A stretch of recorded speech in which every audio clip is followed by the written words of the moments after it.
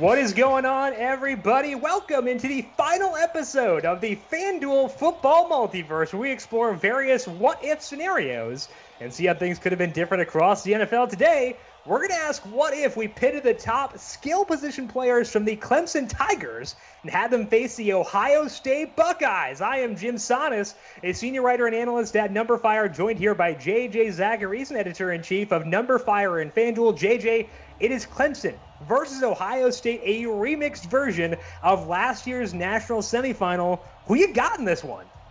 I'm not sure. I'm probably going to lean Carolina here because I think that the quarterback upgrade is there. The quarterback advantage is there. But I will say I'm very, very excited for this multiverse more than any other one because I think it's the most creative one that we've done. Yeah. The most interesting one because we have guys. The most fun one to ideate.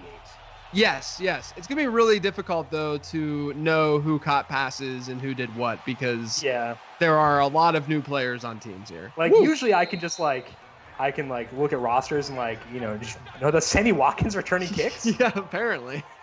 Deshaun Watson is wearing number 16 for the Panthers. So the Panthers are Clemson. The Bengals are Ohio State. And again, the true headliner here is that Wayne Gallman's playing running back for Clemson. And just all in on Wayne Gallman at 10-5. Well, we got Deshaun Watson back with DeAndre Hopkins here. Yeah.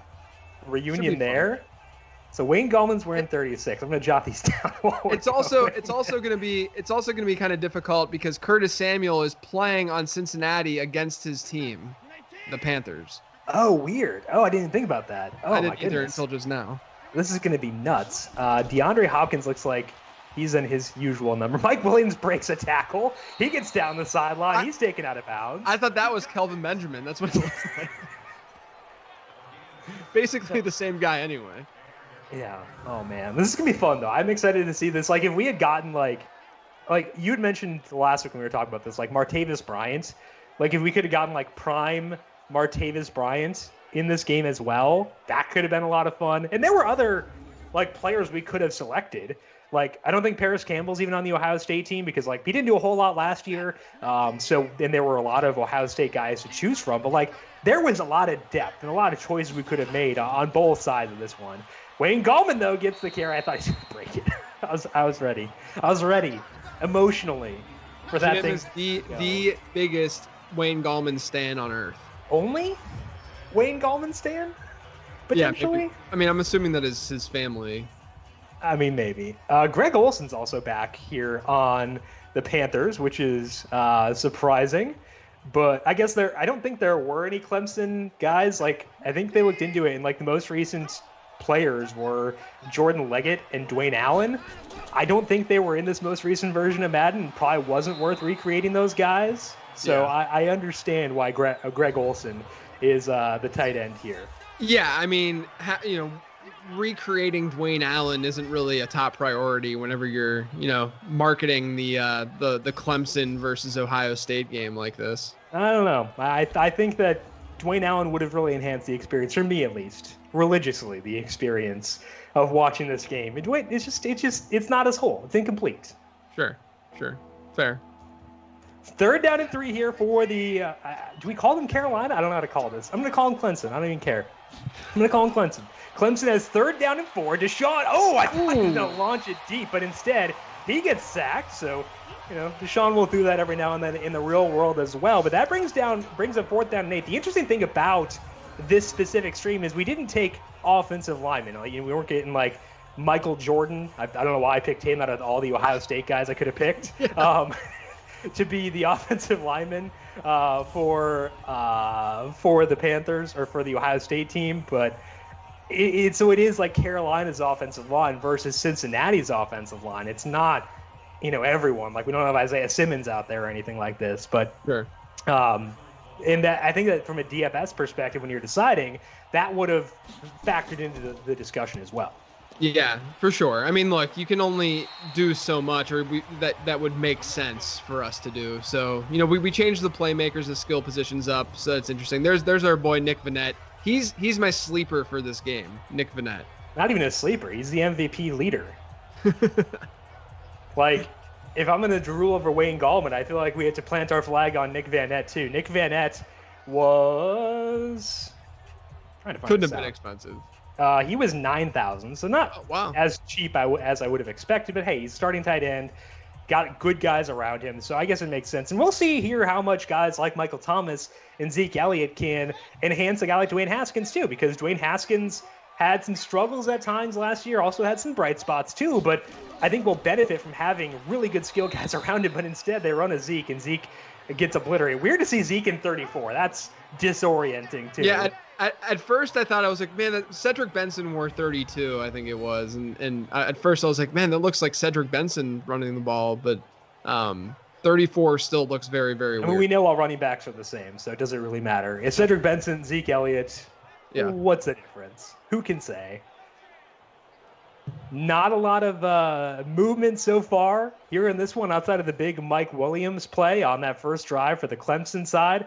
I should just call them Cincinnati and Carolina. I don't know. Whatever. I don't even care. Yell at me, chat. I think the other thing that I would request from chat today is I want you to send in which schools and which players you would pick. Like, I think we talked last week about how Georgia was interesting because they have Matthew Stafford, A.J. Green, 15 different running backs we could have picked.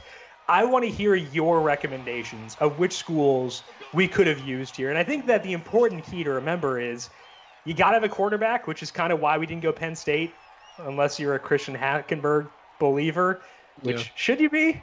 You should reevaluate there. Or maybe you think Kerry Collins at age 53 or whatever can still sling it. You know, maybe we could justify that. But I want to hear your suggestions for other schools we could have hypothetically done here. And the dumber they are, the better, I guess I would also say there. Yeah, it's really hard to come up with because you basically have to center it around the quarterback position, and it's really hard to find schools that are going to produce, both all these positions: wide receiver, running back, quarterback, and tight end. Which is why we ended up going with Ohio State and Clemson. But maybe there was someone better. I'm going through it in my mind, and I can't really think of another school that would have, all of that in a package the way that it's packaged here. Do you want to know the one we overlooked? Which in retrospect, it feels so obvious that I'm sad we overlooked it. As we get a huge play here for someone. That's Zeke. Okay, so Zeke gets a huge play. The school we overlooked, I want you to guess it. They would have had the most exciting quarterback we possibly could have picked. I don't know who. Georgia State. Put Jerick McKinnon at quarterback. The position he played. Georgia Southern with Jerick McKinnon at quarterback. Matt Breida would be his running back. Younghoe Koo could be a kicker / wide receiver, maybe. I don't know. We can get weird here.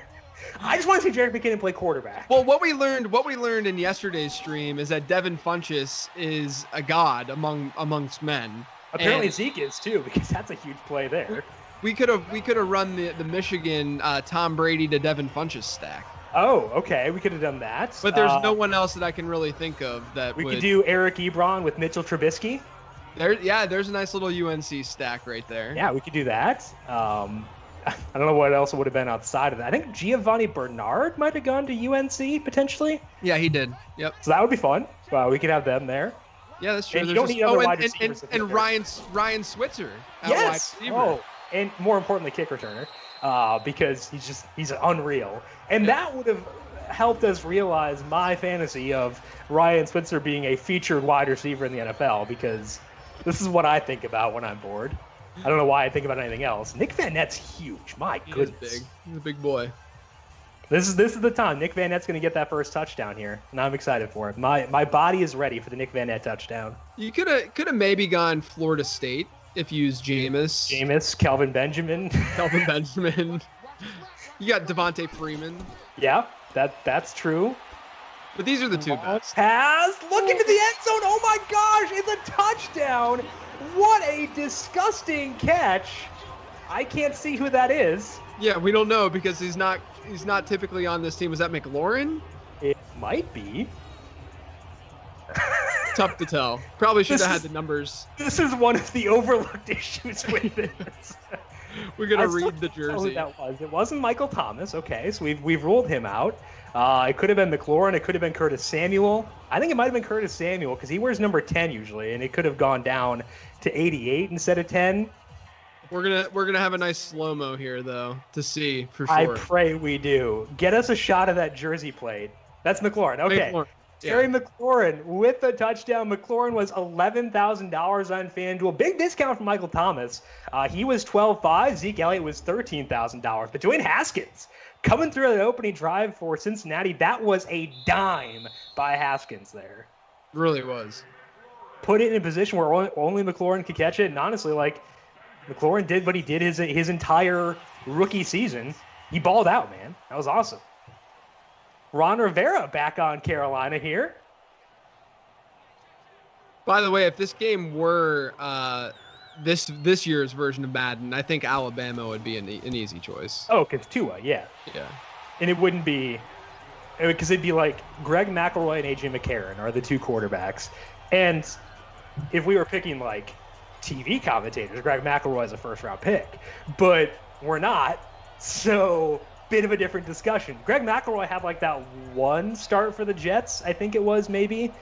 I don't remember what year that was, but I think he was like a 7th-round pick. And he made one start for them. Like, it might have been when Geno was there, and he had like a start like late in the year. Yeah. I think he won that game. So maybe we should have just done Greg McElroy. Like, Greg McElroy can't be that bad if he's throwing to Julio Jones, Calvin Ridley. Josh Jacobs, Mark Ingram.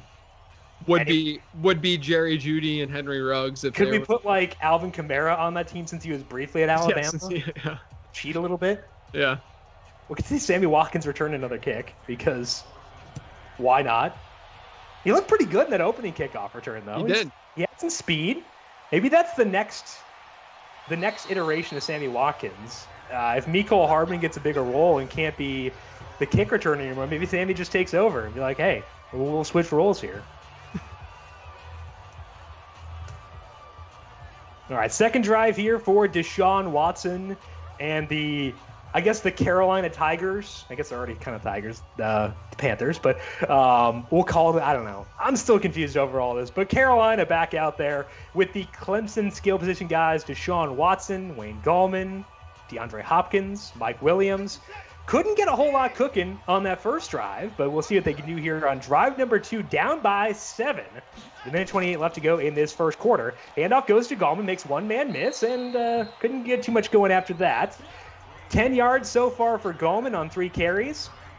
All right, Greg McElroy, in his career, hashtag QB wins, 0-1-0. Okay. So whatever win I was remembering was not Greg McElroy, unfortunately. Officially, at least. That was in 2012. That is way longer ago than I thought it was. There's Wayne Gallman. Picks up about 7 yards, just short of the first down. He did play in a win. Greg McElroy took over in a game against Arizona. The Jets won the game 7-6. McElroy was 5 of 7 for 29 yards and a touchdown. There it is. Dinkin' Duncan. Is that the game I was remembering? That's so depressing. Coleman gets stuffed in the backfield. That's going to force another punt here for Carolina. 4th and 4. And, the Clemson side not doing a whole lot so far in this game. Yeah. I keep thinking about other schools, Jim. I can't get my mind off of it. Okay, so still on the McElroy thing, just briefly. He came in because Mark Sanchez was 10 of 21 with 3 picks and 3 sacks and got benched. My goodness. Being a Jets fan would have to be the worst. How about Louisville? It's Lamar Jackson, Devontae Parker, Bilal Powell. That's true. Parker, I was thinking about what wide receiver we could throw in there.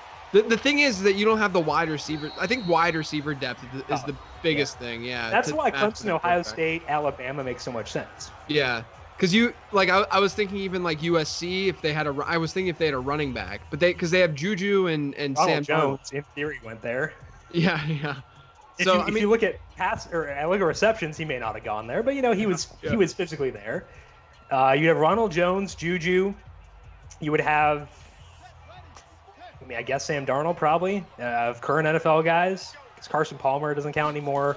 Matt Leinart definitely doesn't count. I guess it would be Sam Darnold. Oof, Matt Barkley. Big hit there.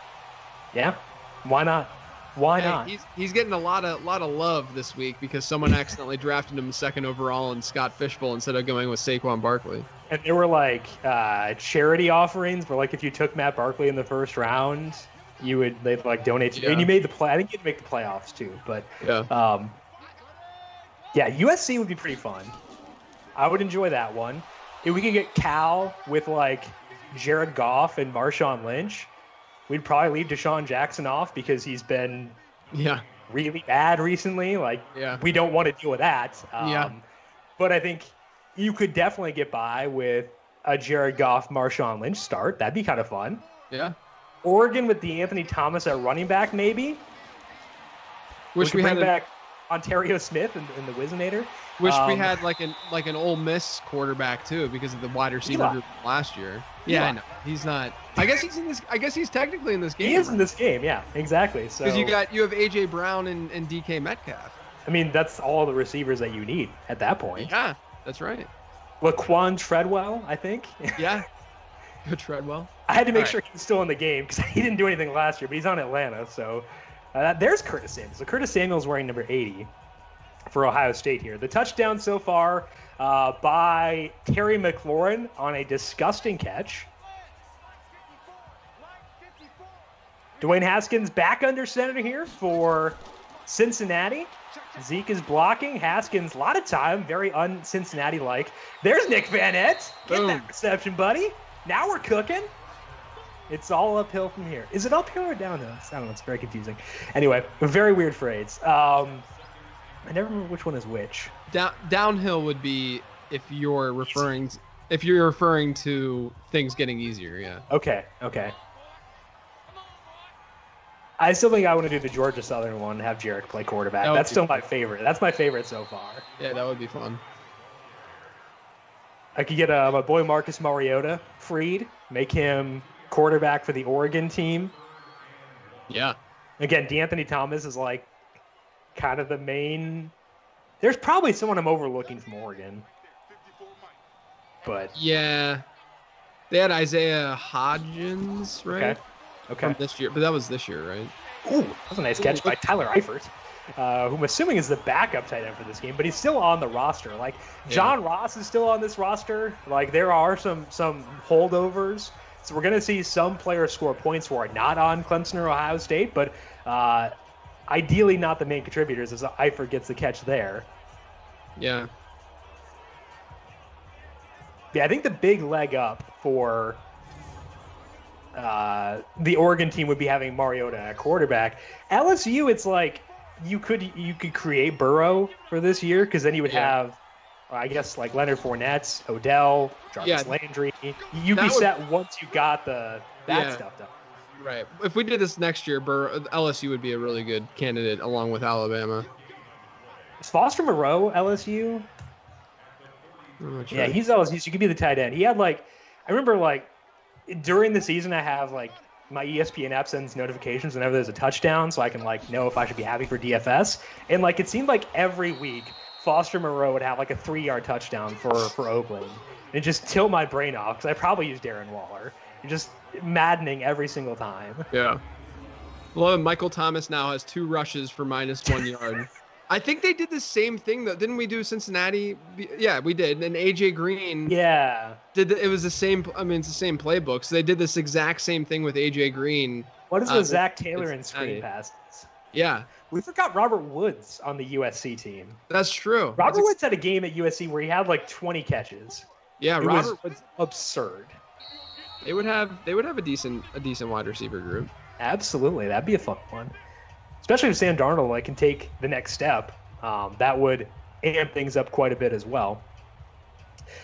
2-minute warning here as we are almost at the end of the first half, and unfortunately, despite having all these superstars on both sides at the skill positions, nothing going so far, but Dwanye Haskins trying to add to the Bengals lead. Long completion there to McLaurin. McLaurin still on his feet, breaks the tackle, and eventually taken down by Luke Kuechly, but a huge play by Terry McLaurin, who is having himself an outstanding game so far.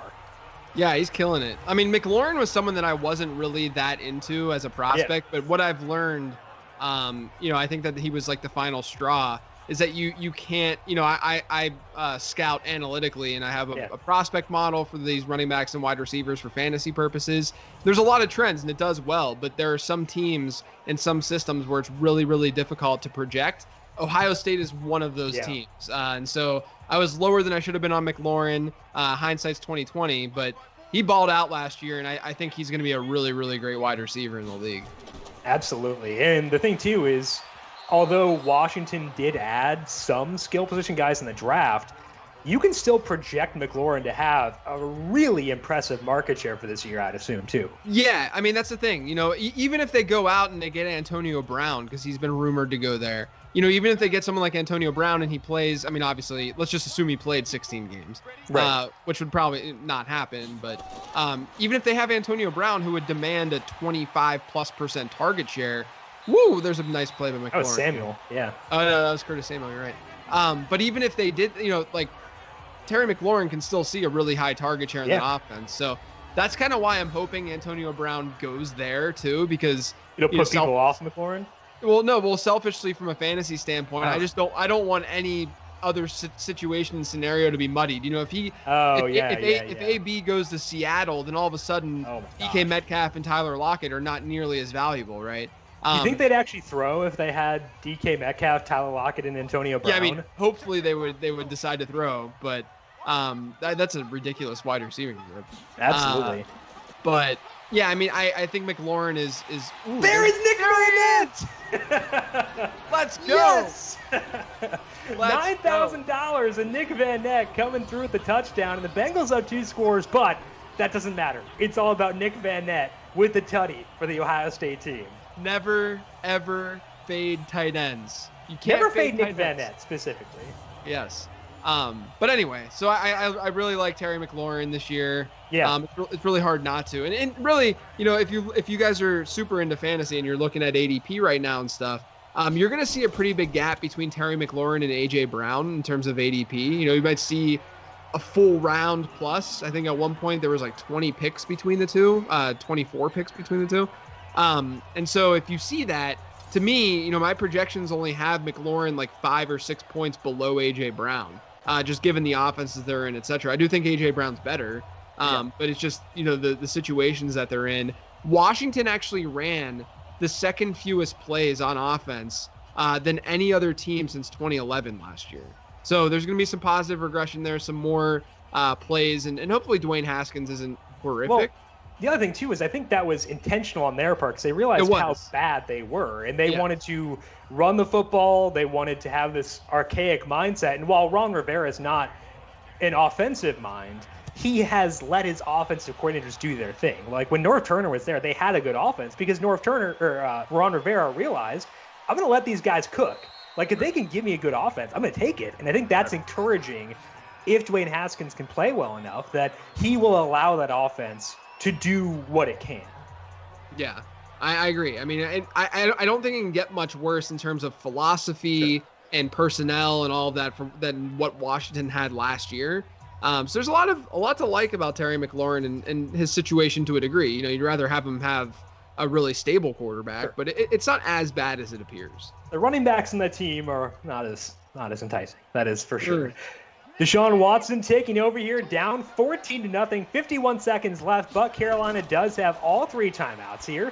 Watson plenty of time and completes that one to Deandre Hopkins. They are back together once again. First down for Carolina, and they call a timeout with 46 seconds left. Still so weird that DeAndre Hopkins is not on Houston anymore. It's wild, and it's going to be like there's so much changeover within that offense. It's not just DeAndre Hopkins being gone. It's Brandon Cooks in a new uniform once again. It's David Johnson playing for Houston. Like that's going to be a really I'm using that word, but disorienting team to watch at the beginning part of the year. There's Greg Olsen down the sideline and still moving. He's still got something left in the tank. I didn't realize Deshaun Watson didn't have a completion before that. Yeah, I didn't either. They were grinding with Wayne Gallman too much. Not that you can ever grind with Wayne Gallman too much, but I think when you have Deshaun Watson, I will allow it if you decide not to. I'm glad that, Greg Olsen's fun, and I like seeing him here, but selfishly, I wouldn't have minded Ian Thomas getting a little bit of run. would have been weird because Ian Thomas is a Big Ten guy to see him on the Clemson team, but Ian Thomas is a fun dude for sure from an athletic profile perspective. Wouldn't have mind watching him. Deshaun Watson gets rid of that one and completes it once again. That was a bullet right into the gut of his wide receiver. Big drive for them. Yeah, they need points here. I was thinking, I didn't know who was the home team in this game before we started the stream, but both of these teams are in cities, the last two cities that I've lived in Charlotte and Cincinnati. So I've been to both stadiums many, many times. Both stadiums are very, very mediocre, though.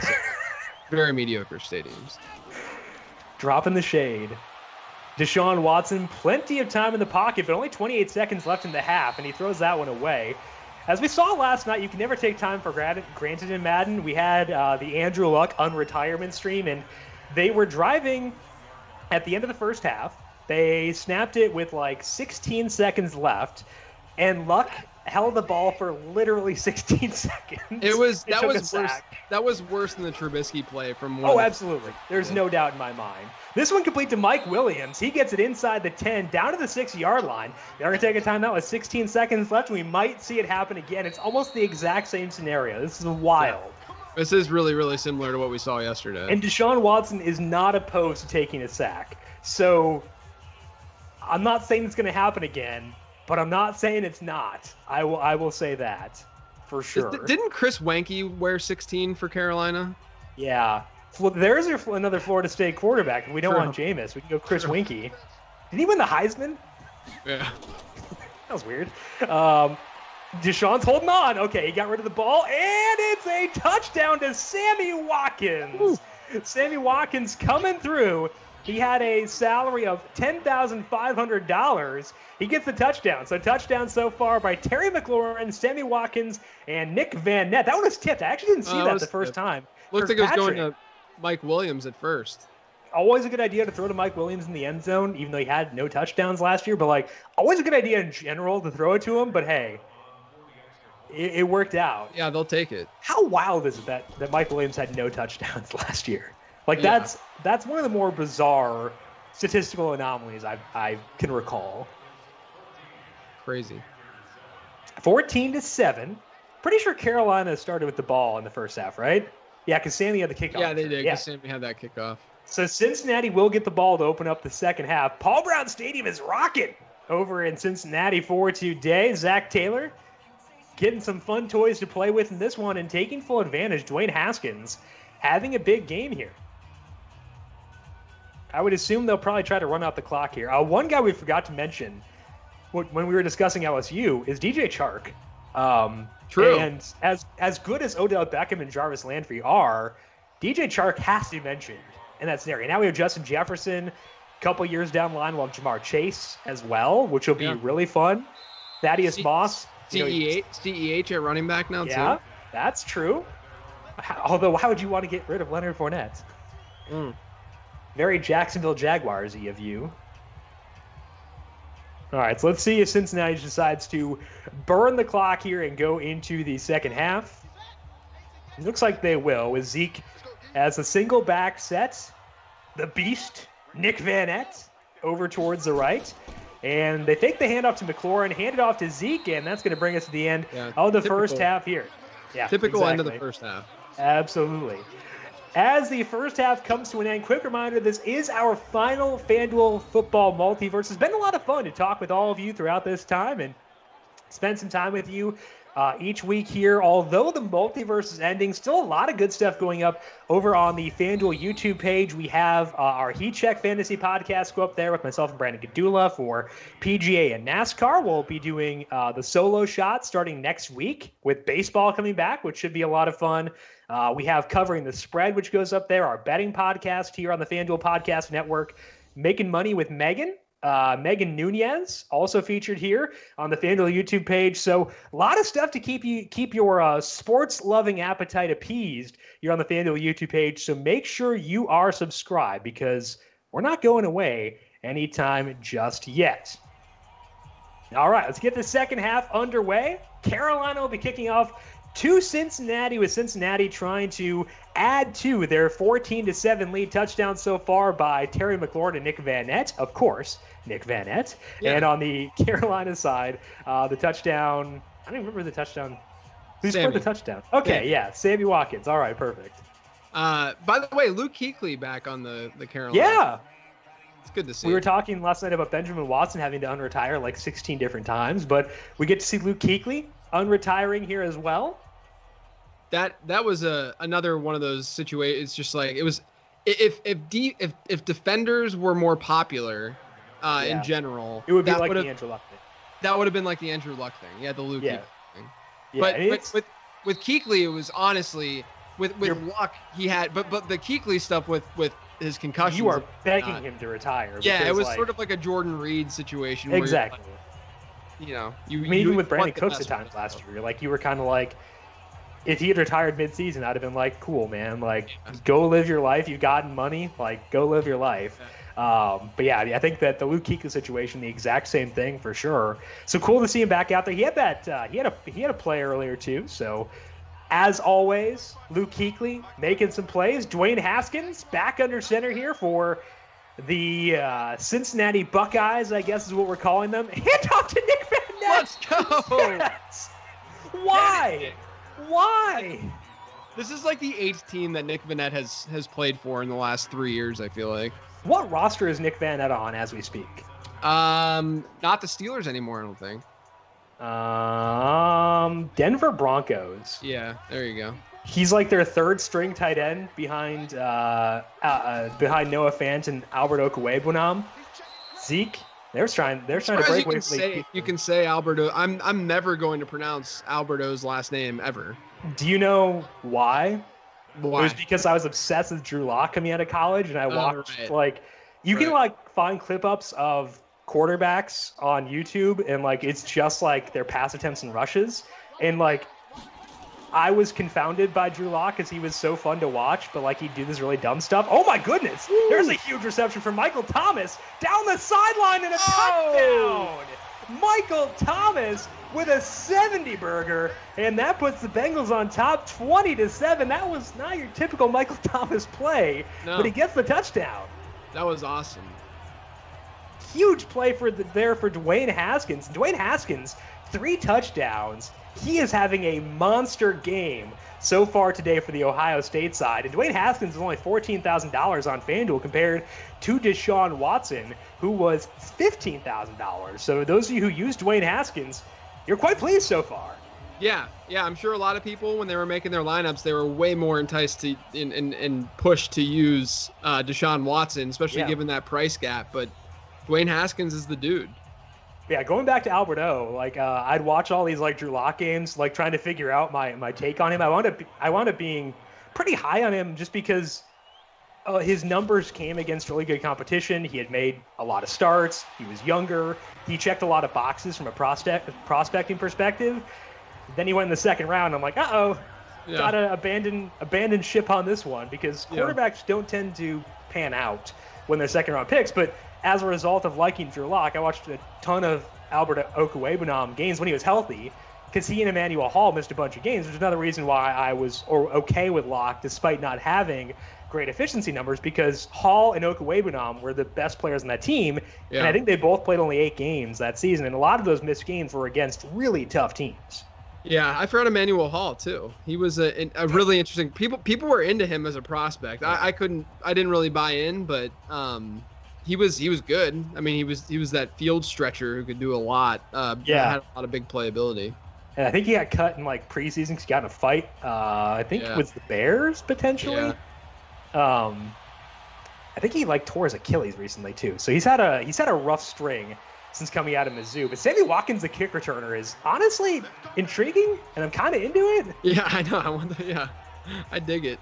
Like if he weren't on the same team as Mecole Hardman, I'd vouch for it. But when you're on the same team as Mecole Hardman, it's kind of who cares? Whatever. Well, Deshaun Watson coming back out here, trying to cut into this now 2-score deficit that the Clemson side finds themselves in. 21-7. Sammy Watkins with the lone touchdown so far. We've seen some volume for DeAndre Hopkins and Mike Williams, but no big performances, whereas on the Ohio State side, you've got the huge day for Michael Thomas now. Terry McLaurin has come through, but especially Dwanye Haskins, just a monster game so far. Completion to Greg Olsen just stands there. Everyone was like shocked that Greg Olsen didn't move when he caught that ball. Right. Honestly, it's an effective strategy. Play dead and see what happens. Yeah. Effectively what happened there. Picks up 5 yards. Greg Olsen's second reception of the day. The first one was a 23-yarder. Deshaun Watson in the pistol formation here with my guy Wayne Gallman behind him. They do go with the run to Gallman. He gets free. Oh, come on, man. Like, just go outside. Cut outside, man. It's really weird to think of this Carolina Panthers team in real life without Cam Newton, Greg Olsen, and Luke Kuechly. That's what that team has been the last basically decade-ish, almost. Yeah. It's just strange to think about. I mean, that team is just completely different now with the new regime and such. Completely different, but I still think they're going to be really fun as Deshaun Watson takes off. Not as fun as they'd be if they had Deshaun Watson, but it's a terrible defense. They're going to have like 7 rookie starters in a year where they're not going to have regular preseason games. But they're probably going to run a decent pace with Joe Brady as their offensive coordinator, and you have all the speed at the skill positions between Ian Thomas, Christian McCaffrey.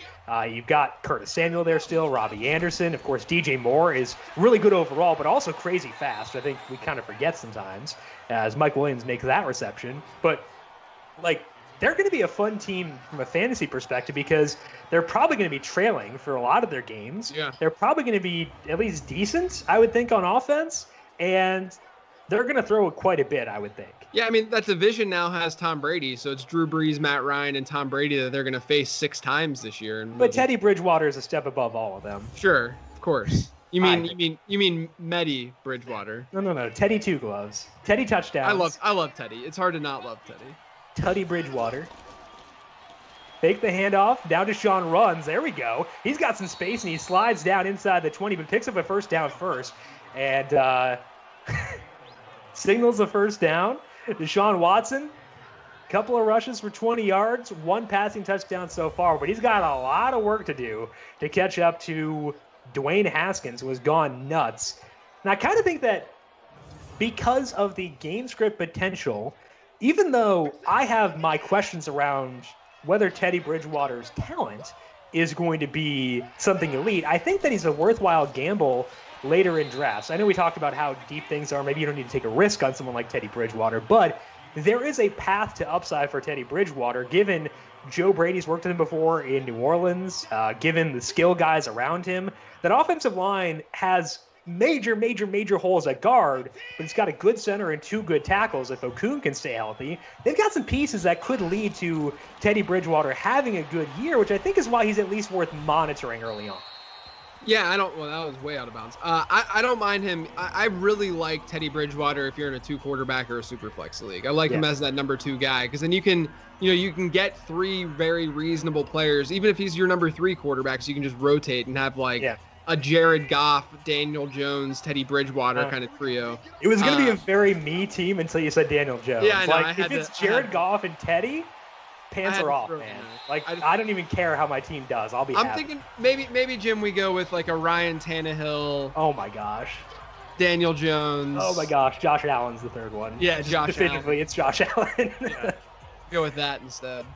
Wayne Gallman at running back. What else could we possibly need? Yes. We're living the life at that point. The Panthers are definitely going to kick a field goal here despite being down 2 scores, even though they're inside the 20-yard line.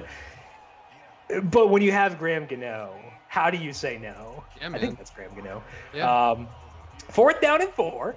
So they are going to kick the field goal, try to cut a 2-score lead to a 2-score lead.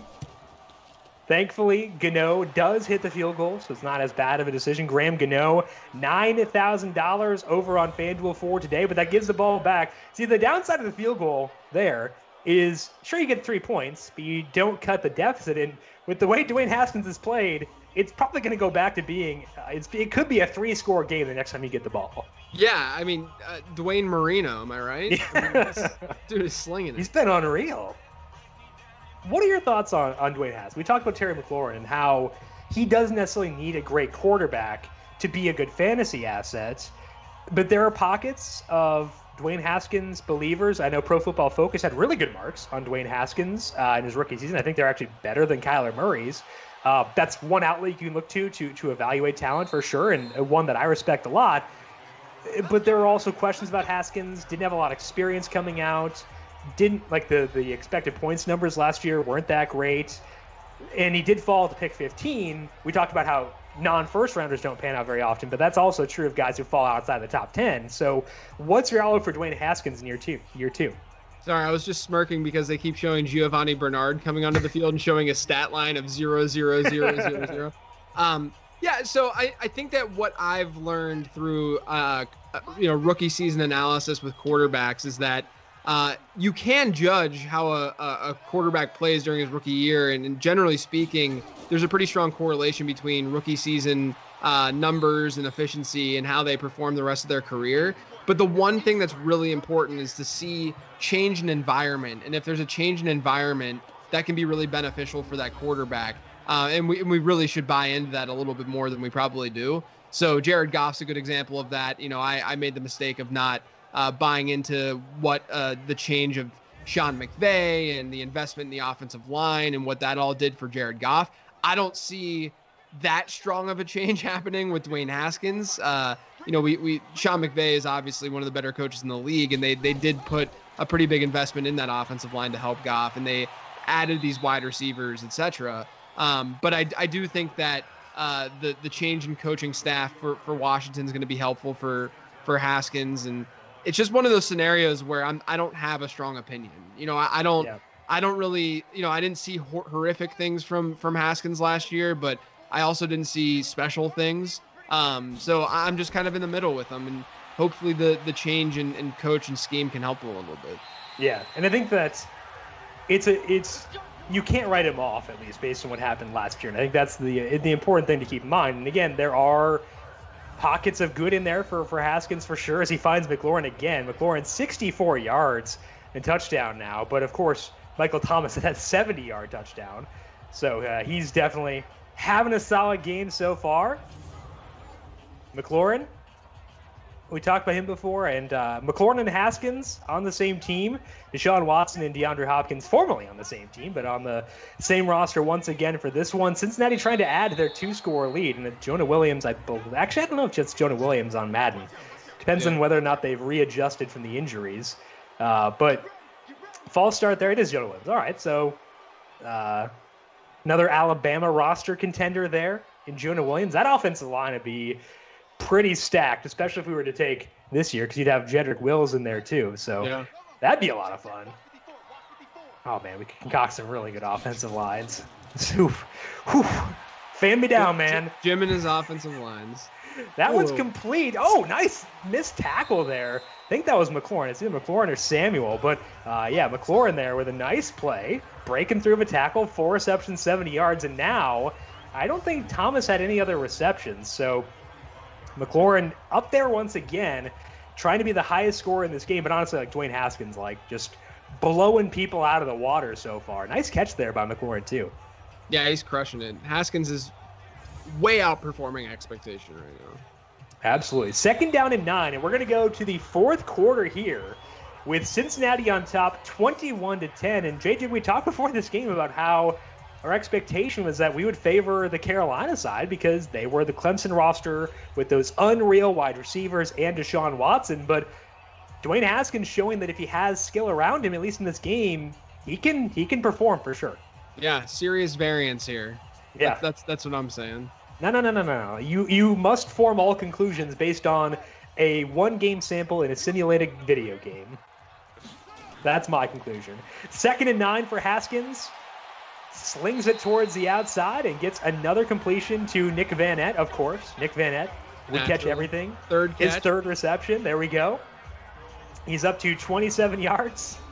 So not a whole lot there, but he's still working to catch up to guys like Michael Thomas and Terry McLaurin, but also Nick Vannett was not as costly. $9,000 for him. Does have the touchdown, inching towards 10 FanDuel points. And the rush attempt. We can't overlook that. Huge factor for Nick Vannett here so far. He did have it was 3 yards that game. Yeah. Zeke's done pretty much nothing. So I figured he'd run for a touchdown there. Flag down, and Haskins can't quite connect with the receiver. Probably going to push him back 10 yards as holding is called on the Bengals. Shocker. I feel like there's more holding calls in this game than we've had in every other game combined. Pretty much. So 1st and 20 here for the Cincinnati Buckeyes. So they try to add on to their 21-10 lead. And honestly, if they can get a touchdown here, this game would be pretty much a wrap, given how little time is left, given the clock management woes of Madden in general. Zeke catches that one, but Luke Kuechly not letting him out of his grasp as he takes him down for a 4-yard loss, bringing up 2nd down and 24. Luke Kuechly still got it, man. Yeah, I just saw Dwanye Haskins is 16 of 18 in this game for like 234 yards. Yeah, it's nuts. And Wow. 3 touchdowns. And 3 touchdowns, of course, yeah. One of which was a 70-yarder to Michael Thomas. Dwanye Haskins, the first time we saw him on the FanDuel Football Multiverse, had this very strange incident where he was on the bench. It looked like he was lost at sea. Yeah. Another backwards pass to Michael Thomas, because why not? Yeah, 3 rushes now for Michael Thomas. If you use Michael Thomas, I know you're happy because of that 70-yard touchdown, but you are tilting your face off that you don't get the 1.5 points for those 3 receptions, those 3 rushes that could have been receptions. Yeah. Brings up 3rd down and 21, but hey, it's Dwanye Haskins, man. There is no down and distance this guy cannot overcome. 3rd and 21, let her rip, Dwayne. He does, and there we go. It's Tyler Eifert or is it Vannett? It's Vannett. Of course. Let's go. Almost doubles his yardage. He's over 50 yards. And again, 2 rushing yards too.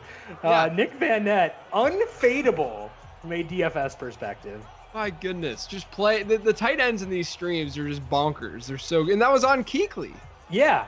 We had the Nick the Blake Bell game. Yeah. We had Matt LaCosse scored a touchdown last night. Couple Eric Ebron games. The Benjamin Watson. The David Njoku game was nuts. Yep. It was just destiny that Nick Vannett was going to go crazy. Yeah. Look at Haskins rolls out. There he completes it again. Oh, that's not Vannett though. Oh man, that's so disappointing. Is that That's going to be Vannett. That's not either of them. Oh, is it Drew Sample? Who? Oh, it's Mason Schreck. Oh, naturally. Literally the number 4 tight end probably on this team. On the actual Bengals roster, much less the retooled one. Yeah, exactly. Not even CJ Uzoma can get run here, but Mason Schreck making catches and moving the sticks. Let's get Nick Vannett a 2nd touchdown here. Yeah, I see him. I'm watching Nick Vannett only. As you should. Instead, it's a handoff to McLaurin. Makes one man miss, but then gets destroyed by Luke Kuechly. This has been a weird game. We got 2 rush attempts from McLaurin, 3 from Michael Thomas, 1 for Nick Vannett. Zeke probably has less than all of them. Zach Taylor in Madden is a wild man, and I love it. Yeah. All right, there's Vannett. He's in line on the right-hand side. Just stare at Vannett, everyone. Nothing else matters. 2nd and goal from the 6. Play clock running down as they're trying to drain some clock here.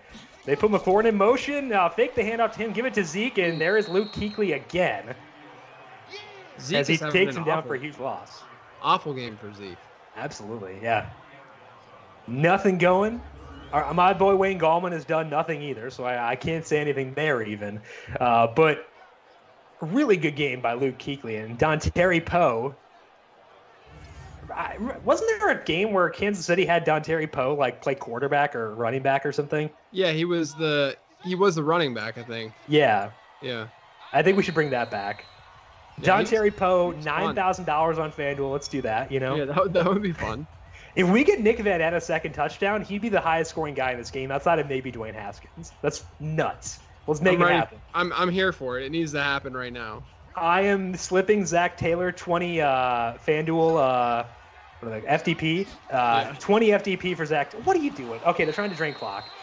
They're just trying to hold our boy down. They don't want Nick Vannett to get that rich contract with that rich next contract with the Denver Broncos to be their 3rd string tight end.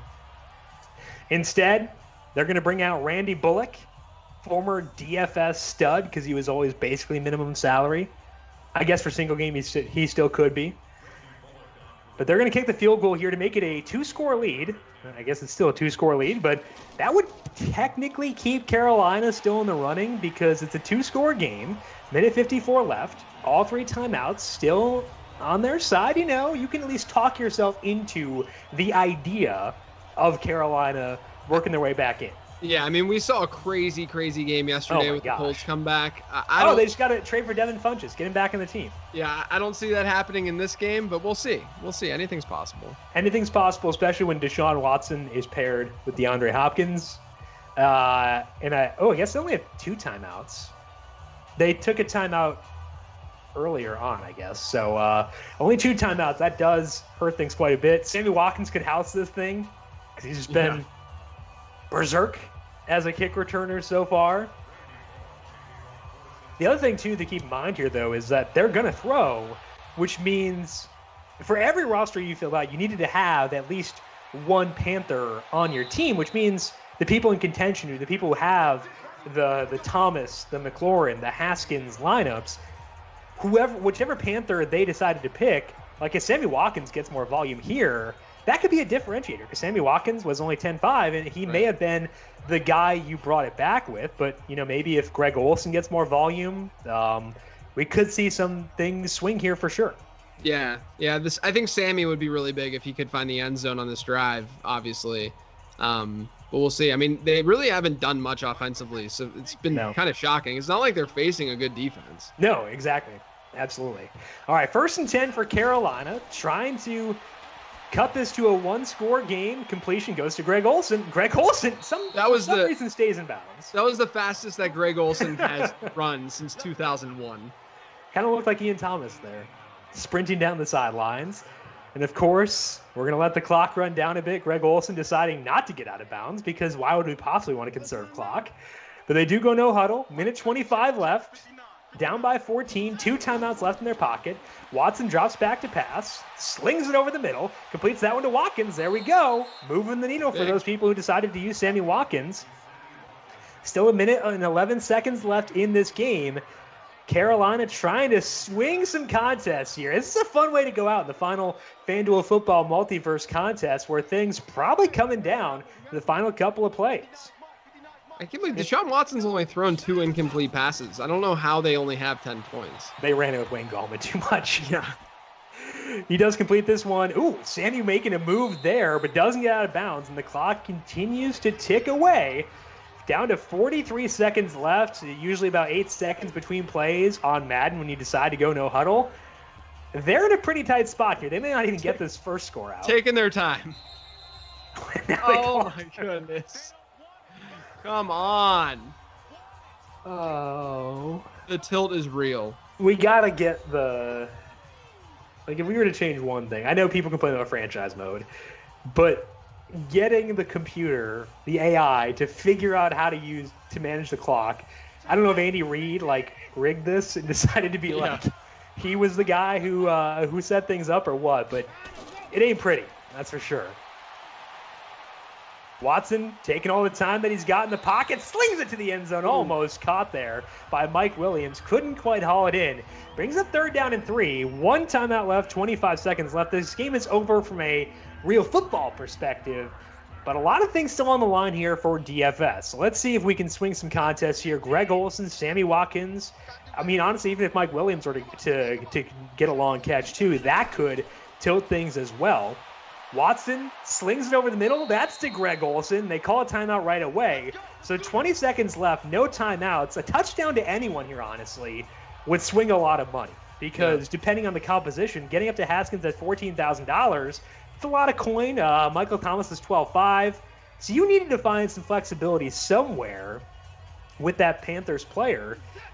So let's see how things shake out here. I don't want it to end on this play. I want to see a touchdown. Let's win somebody some money here, Deshaun. I guess it's tickets, so it didn't really matter too much. But there's Mike Williams getting some people some tickets for contests as Mike Williams gets the touchdown. Mike Williams was $11,000, 24-16. Graham Gano extra point pending. Hey, onside kick. Deshaun Watson has made magic happen before. Why not? Right now, Carolina, Clemson is plus 30,000. Yes, exactly. Although, like, there was that disgusting, I think it was the opening Monday night, Houston against New Orleans, where Deshaun Watson had those long bombs to Kenny Stills. Yeah. Like, I think it was a 2-game slate, and there were, like, single game implications, too. And Kenny Stills hadn't done much the entire game, and then, like, goes nuts at the end. And I always have too much Kenny Stills. It's just, it's a problem. It's a problem, believe me. Kenny Stills breaks out every year. People just don't know about it. Exactly. And he breaks my heart every year. That's in true. Fantasy. Kenny Stills, the real person, never breaks my heart. He always comes through. Yeah, great. Seems like a great dude. Absolutely. All right, Graham. Let's make this happen, buddy. Let's go out on a high note here for the FanDuel Football Multiverse. Let's recover this onside kick. He's no Younghoe Koo, but maybe he can get this onsider here. Instead, he kicks it directly to Curtis Samuel. Curtis Samuel revenge game against the Carolina Panthers. It's a great way to end it for him. Absolutely, and that's going to wrap things up here. So, JJ, still 15 seconds left, but it's been fun talking with you here on the FanDuel Football Multiverse. Any final thoughts for you before we close up shop for a while? Yeah, I mean, it was fun. Hopefully we can do it again sometime, and we'll figure that out. We'll let all of you guys know. But as Jim has been alluding to, definitely subscribe to the YouTube channel because Jim and I are both analysts. We analyze fantasy sports. Jim does a lot of sports. I focus on football.